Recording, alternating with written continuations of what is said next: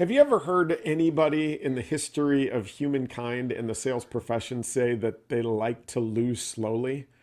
They like to get into an opportunity that they know they're going to lose, that they probably could have qualified out because losing builds character, right? That's never been said. We all know it. We all know that the second best option behind winning is losing fast so that we can spend our time on opportunities that we're more likely to win. Then why don't we do it? Well, I've seen three reasons why this happens, and it goes a lot further than you think. The first one is systemic, and it comes from leaders like me. One of the things that I used to do wrong is that I used to measure my team not only by their outcomes, but by their pipeline loads. I mean, you've heard funnels since the beginning of time, right? Throw a bunch of stuff in the top, and the more you throw in the top, the better flow you're going to have coming out the bottom. Well, that's a systemic cause of why we don't qualify deals out faster. The other one, as a leader, I used to look at my reps and say, hey, you know what? At any time, you need to have 4 times your quota in pipeline because we only close 25% of our business. So we need more pipeline to assure that we're going to have enough coming out the bottom end. Those two things together, what it causes is your reps to load their pipeline with 4x their quota with crap. So the first thing we need to do is make sure that we don't have unintended consequences from the ways that we measure and the ways that we look at our sales pipelines. I mean, wouldn't it be better to have a 2x pipeline load to quota? And those are all deals that we should win so that we're spending our time more efficiently on the opportunities we should win. That would be ideal. So step one, rethink the things that you measure and the things that you look at, because often they could have unintended consequences. The second one is the sunk cost fallacy. I mean, we all remember Tommy Callahan sitting there with that little biscuit talking about that he gets an opportunity and he's so excited and he pets it and he loves it.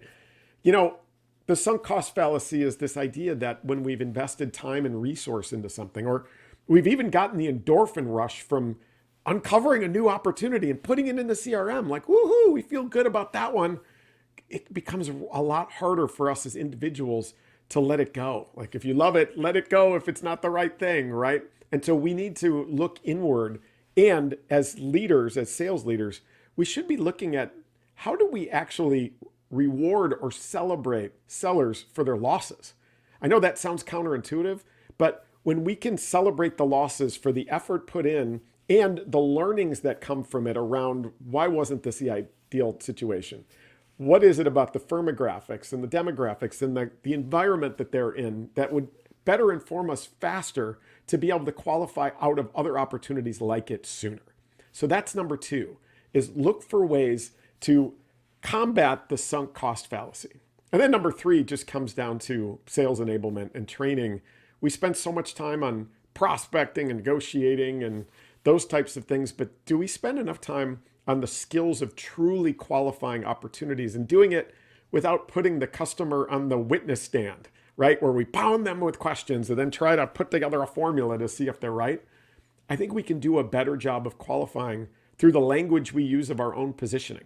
And you guessed it, it starts with transparency. It starts with embracing the things that maybe aren't going to be a great fit for that customer and addressing those early so that if those things are showstoppers, you and your customer can part ways as friends earlier rather than pushing that can down the road and hoping that they don't find out or they do find out later in the sales cycle. Or worse yet, if there's a flaw or there's something about your solution that's not a fit, would you rather that come from you or come from your competitors and you lose control of that message?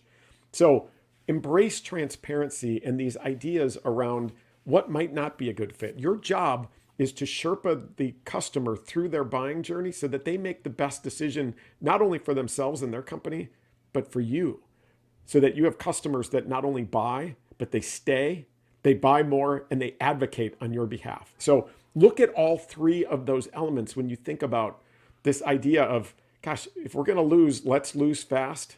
There are some pressures that are unintended from the way that we measure, the way that we monitor sales activity. The sunk cost fallacy, we need to create environments where losing is okay and doing it sooner is even better. And leading with transparency, it not only sells better than perfection, but it also qualifies in and out more effectively and a lot faster. So give those things a try. Would love to hear what you think and how it goes. And as always, you can reach out anytime you want. All right. Thank you.